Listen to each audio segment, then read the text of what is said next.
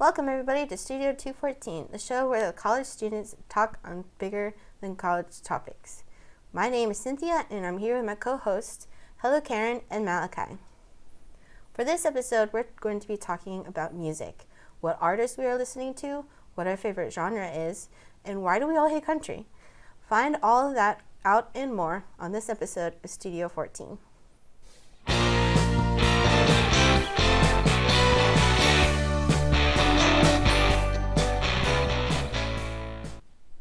Now, what are our favorite genres?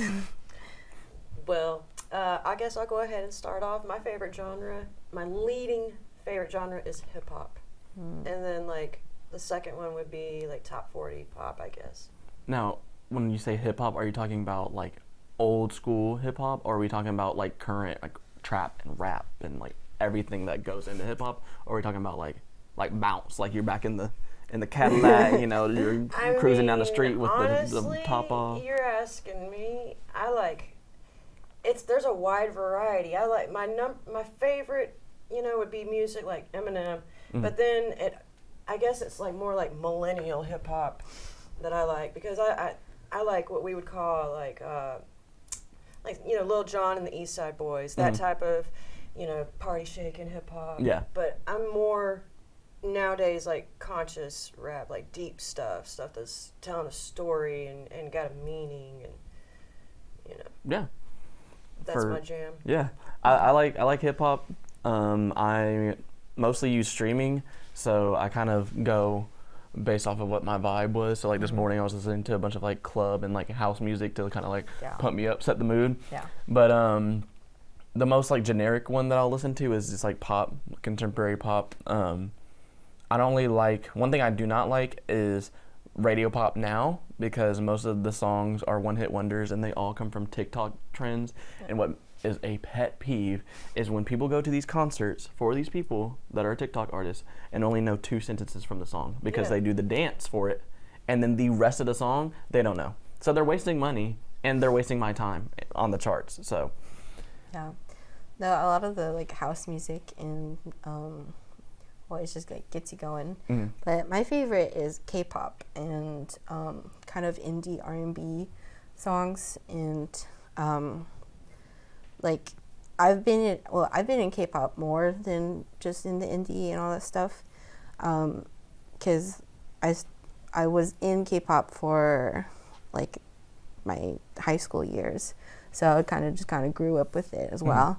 So I'd like know all the lingo and all the jokes and everything. So that genre has been like a safe haven for me. Yeah.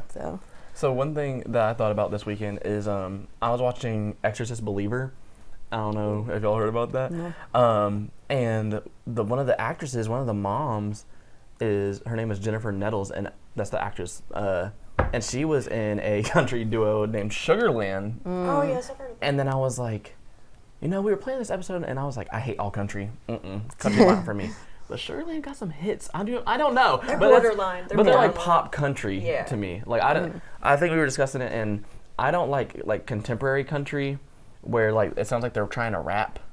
Like some of the most recent ones that I'm gonna name drop. I do not care. Sam Hunt, gotta go. Yeah. Kane Brown, gotta go. Morgan Wallen, you gotta go. I understand the people that like these country artists, but for me, it sounds like you're biting off people's style. Like you're not coming up with anything original other than like a southern twang on top of something that already exists.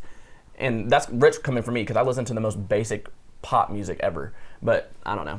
And like the subject matter is always the same, but you can say the same about hip hop. So that's one thing I like about music, though, is it's always subjective, and like I can have a strong opinion against country music, but that's not going to change the fact that these people are going to like the music that they like. Yeah, I love that music is like kind of a spectrum. So like not one song is the same as the other one, even though it may sound like the same. Yeah. But it's still something different. Yeah. But for me, for country, at least, Dolly Parton is like the only one that I love. But how about artists? Let's talk about artists. You want to go into artists? Yeah. go. You want me to lead? Yeah, All let's go right. So for I it. guess I have two favorite, but my number one, if I have to choose one artist, it's Eminem. I mean, if that's a surprise to anybody, just hardcore. Like, I love everything. You know, it's not just about like it's not the aesthetics. Even though I'm not gonna lie, he's easy on the eyes. But I like what he has to say, his story. You know, what he has been through. I can relate. You know, he knows pain, and that's something that I can relate to. And I appreciate his music, and I appreciate how he has evolved. You know, from being somebody that was like very controversial to, you know, he's still that controversial rapper, but you know, his music just has so much deep meaning, and I'm a big fan. And then Michael Jackson is my second favorite. So it's kind of like night and day, but you know, Yeah. that's me. I feel like you can't hate on Michael Jackson. No. Like, you at least have to have one. Even if you don't like the main hits of Michael Jackson, you might have like a deep cut that's like more of an R&B type song, or like he has songs with his sister that, or like he has so many songs. And so many artists are inspired by either the music or the dancing of Michael Jackson. You know, Usher, Chris Brown. So he's had a major influence on the music industry. Yeah. To say the least. Yeah. And another person that I think had a major influence on the music industry is one of my favorite artists, Kendrick Lamar. Yes. He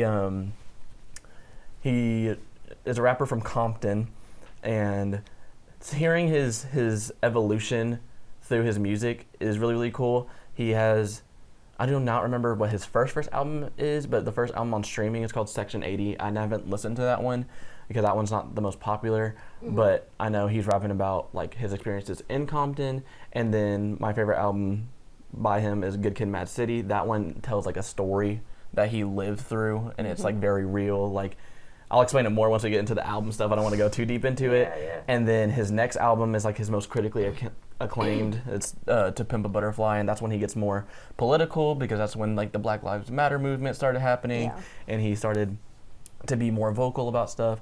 And then he had another album that came out where he was trying to be more artistic with his stuff, and not a lot of people like that one, but I kind of like it because like, he switched up his sound. And then his most recent one is about like cancel culture and current topics. So it's kind of like Eminem, where instead of him starting with like not vulgar topics, I would say, but he started with more at-home topics, and then as he grew in popularity, he kind of changed with the times. He likes to adjust his sound.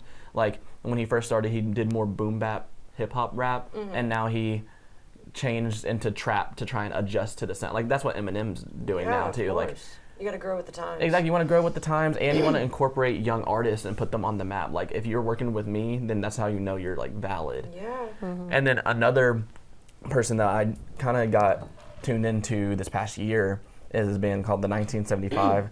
They're more popular in the UK. They're from Manchester. They've been together since they were 13 years old, and have never like taken a break. They have never, according to the lead singer, they've never like argued, and they like they're each other's safe haven. There's really four cool. people. There's Maddie's the lead singer, Adam's the guitar player, Ross is the bass player, and then I do not remember the drummer, which is crazy because I'm a drummer. So no disrespect to the drummer, but I do not remember his name. It's awesome that you remember all that. I learned so much, and since you've been talking, I had no idea who or what 1975 was. Yeah. So thank you for enlightening me. I'm a little bit smarter now. Yeah. I remember I went to a music festival for my birthday, and they were like the headliners of one of the stages. Like they were the last show. They had like the golden spot. And my mom was like, these people are like awesome. Like how come we've never heard of them? And honestly, I haven't done my research on it, but I don't know. Like their music is the same as like Harry Styles and all this pop music that we have, but they're just not played in America. Like if you go, like I got to go straight to the front and just like hold the barricade. I'm going to a concert for them tomorrow, and the tickets were really, really cheap because no one knows about them, especially in the older generations. Like my mom was like, I've never heard of these people. I feel like the only reason you might hear of this band is because of TikTok. Because TikTok, they try to put newer artists onto the map. And they're not even new. They've been around, I think their first album they released in 2010. Jeez. They're celebrating 10 years. So I was like I was 8 when they first released their album. Yeah. Which is crazy to me. 2010. Yeah. Let's get by that. What about you, Cynthia? Well, the wonderful thing about K-pop is that there are so many groups, and I love so many. So like, I have a whole laundry list of all the people that I like, honestly. Yeah.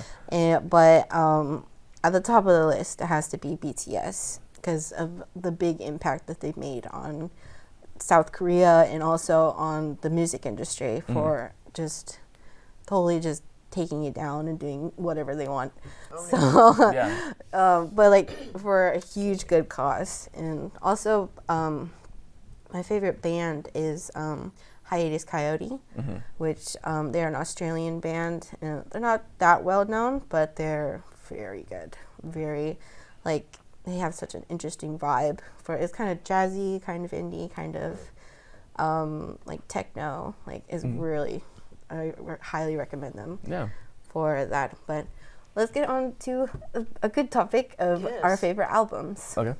As we have them kind of Some of distributed. I don't actually have my favorite right now due to Looters from Hurricane Michael, which we just celebrated the 5-year anniversary of that yesterday. Oh my. But yeah, Looters took my favorite album, but I do have some of my others. But my favorite, my all-time, I have 2. 2 favorite albums. If I have to name 2, it's really hard though. I'm going to say this episode was hard for me to narrow down because it's hard to just name like one favorite. Yeah, it's like picking the favorite child. Yeah, it's like that's what impossible. I feel like I'm doing. Yeah. So if I'm forced to pick 2, I can't. I will pick 2. So my favorite Eminem album is Recovery. That came out I think in 2010, I do believe, and man, like that was an album. It was after Relapse where he was doing all the accents and doing all the the crazy stuff, almost dying from overdose. So he was hence in recovery, and that album just really like I was going through a lot at that time in my life. So that album just struck a chord. It really got me through. There's a song on there called Spacebound that just it really like it still will get me teary-eyed to this day if I hear it. And then my second favorite would be Michael Jackson Thriller, because I mean, come on, that's just an amazing album. We've got Thriller on there, Billie Jean. That was he performed Billie Jean at the 25th anniversary of Motown, I do believe, and that's where he first performed the Moonwalk. So it's a very awesome, influential album. It's a staple of music.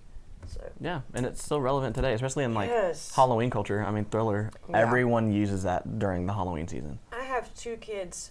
I've got 4 kids altogether, but 2 of them are not even teenagers yet. One's 12 and one's 9. And I promise you, at least once a week, I get a request, because I'm the DJ in the car, who would have thought, I get a request for Billie Jean.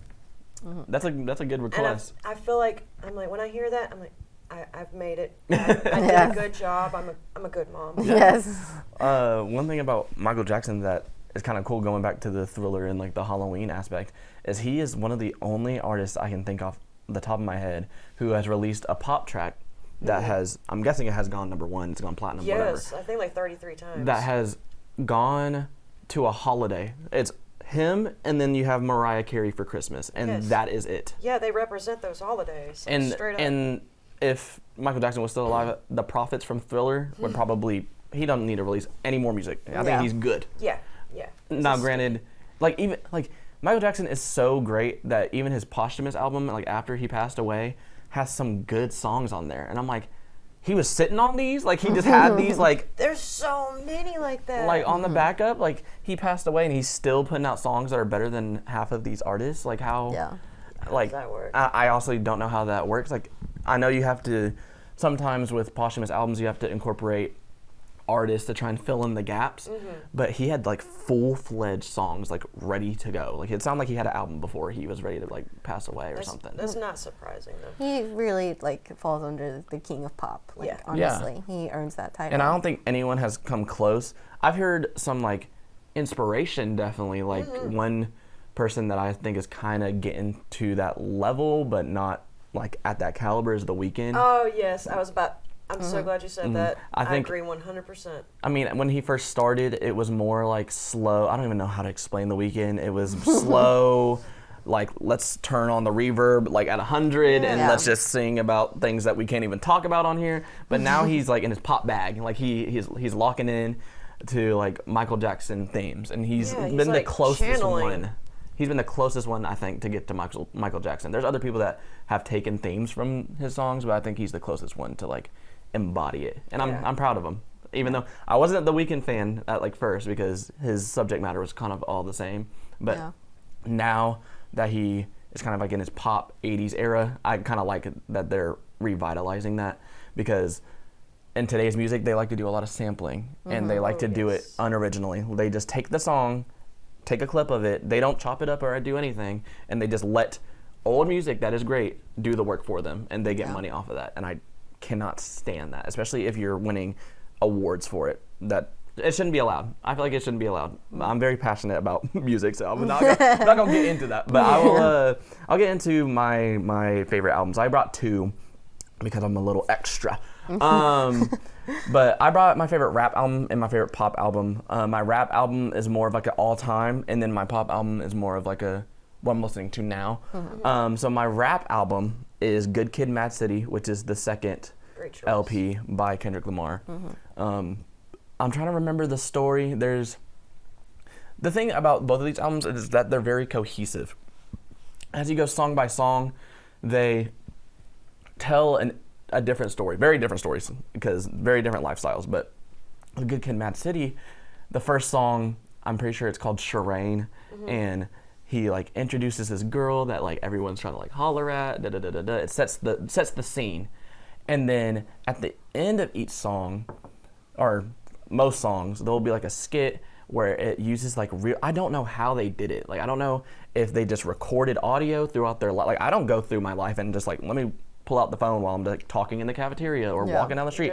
But it sounds like that. Like he'll be walking down the street and then he'll see his friends talking about the Shireen girl, and then they hop into the van in the cover, and then they'll be like, oh, let's freestyle, and then the next song cuts on and it's called Backseat Freestyle. So it'll like it's very cohesive. Or it's telling a story. It's telling a story, and like it's good when I'm like surprised. Like there's one part where I think someone gets shot, and like you hear like him stopping, and then they start talking about like, oh my gosh, let's get him to the hospital. And it was like a plot twist in a TV show. Yeah. But like I'm listening to it like as I'm driving down the Hathaway, and I'm like, what's gonna happen? Yeah. And then he goes into like this 9-minute long song called Sing About Me, I'm Dying of Thirst, I'm pretty sure. And that is one of the greatest rap songs, especially, I think this came out in 2012, so it had to be last 13 years.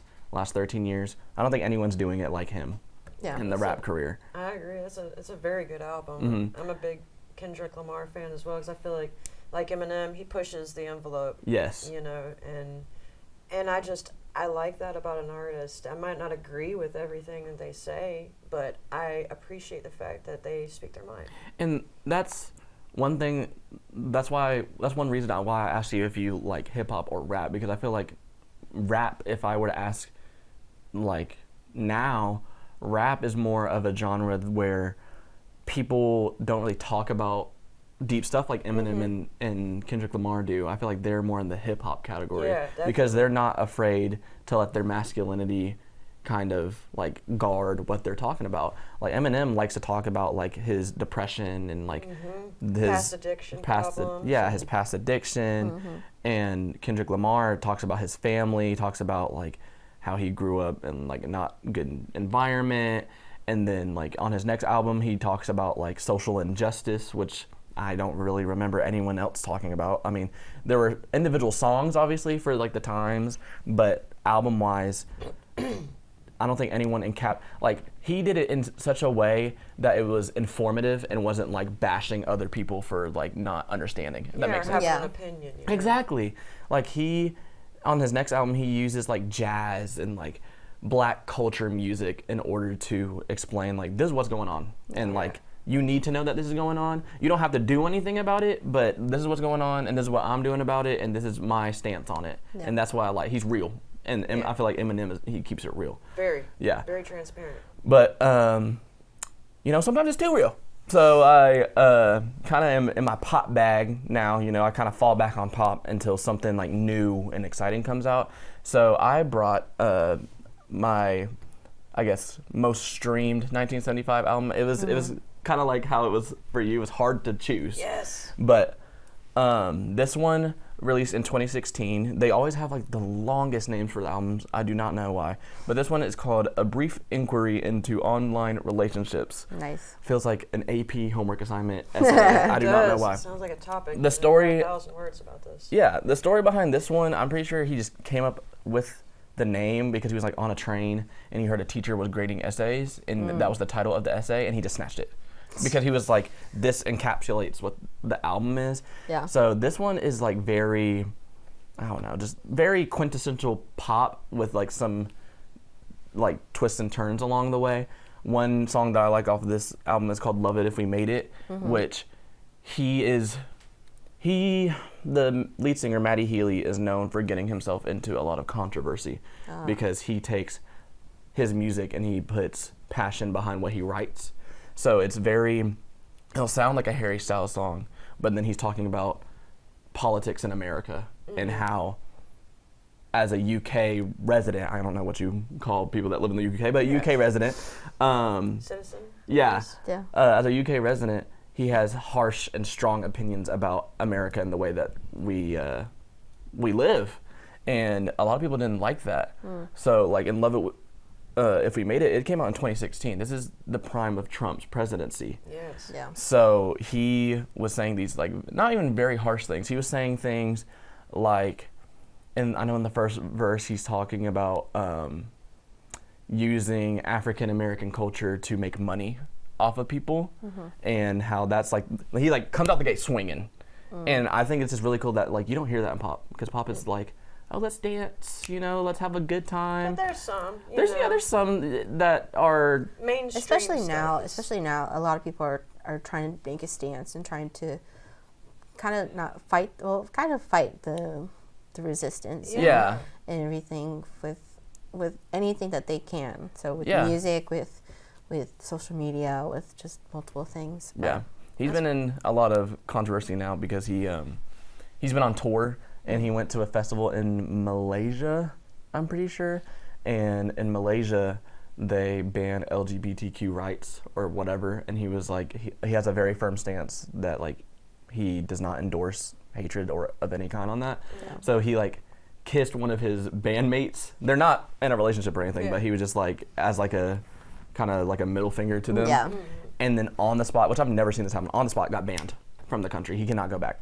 And now he has like addressed it like, I'm sorry if you think that I'm selfish for doing this, but I'm going to do it because I'm passionate about it. Yeah. And then now it's kind of like a thing of, oh, well, if you're passionate about it, do something about it. So I don't know. I feel like I try to stick to the music, like this album specifically. I think it's really, really cool because it kind of encapsulates different aspects of online culture. Like, there's the political song, but then there's like a very basic song where they're talking about like relationships, like romance relationships, and then he has one called Sincerity is Scary where he talks about being sincere and how being online kind of takes away from that. Yeah. I just think it's really cool that it takes a concept that we don't really talk about and like stabs all the angles for it. But what about you, Cynthia? What do you like for your albums? My favorite albums, BTS released an album called Wings, and like they had a whole Wings tour. But what I really love about it is that that's their first album where each member made a solo song. Okay. So they had their own vibe. They produced it. They made it theirs, and it really was a completely different aspect of the K-pop like cookie cutter music blend that they have. And also like Harry Styles, like the Harry's House, because every single song in that album is my favorite. Like I cannot choose which one I want. I love albums like that. It's just a good flow. It's a good emotional aspect to it as well, and just really the best. Yeah. And Harry did a really good job with that. I think with the Harry Styles album, it's really, really cool to see that he took time to not really do a bunch of lyrics and like fill it in with lyrics, and he kind of went off of like a vibe, like have this songs for like the intro will be him like scatting or doing anything like just random sounds that will fill in the space, because he's a performer. Yeah. So he's making songs knowing that and going on stage and having like a grand time instead of sitting there and trying to impress people with his vocals, because he was in One Direction. Like he already was in his pop bag hitting like the high notes. Like he already knows, people already know his vocal talent. His vocal range. Yeah. So like as he goes more and more into his own single discography, you can see him like going from like his debut where he's trying to find his sound, and then his second album, Fine Line, where he's trying to do more like experimental things, and then now this one, I'm pretty sure it won the Grammy. Yeah, it really like just embeds him. Yeah. Like he really just put all of himself in there. Yeah. That's why I love the title Harry's House, because it's literally just Harry. So, but So, real quick, what is you brought? I see something that lights up. I've been wondering this whole entire episode. Yes. What did you bring? This is a Twice light stick, and every K-pop concert has every artist has a light stick. Nice. And so for every concert that you go to, it has a Bluetooth in it. So the venue will put any sort of color that will go with the song. So they'll be controlling that. They'll device? be controlling this. Whoa! And then like fans, just wave it around and everything. It's super cool. It's super fun. It's fun to see because I got this at the Twice concert that I went to, and just having a sea of lights so cool. was an absolutely beautiful experience. And it was also my first K-pop concert that I went to, so I was like, oh my gosh, I'm finally here. So, and plus having the added of having the light sticks and being like one of everybody, it was just a beautiful experience. Yeah. And how far did you have to travel to go? We went to Atlanta, and so it was not that far, but it was hot. It was a very hot venue, but. Well, I think that's all we got for today. Yeah, I think we got a lot covered. Yeah, we have a lot covered. So, tune in next week Tune in next week where we will be talking about our favorite films. See you next time.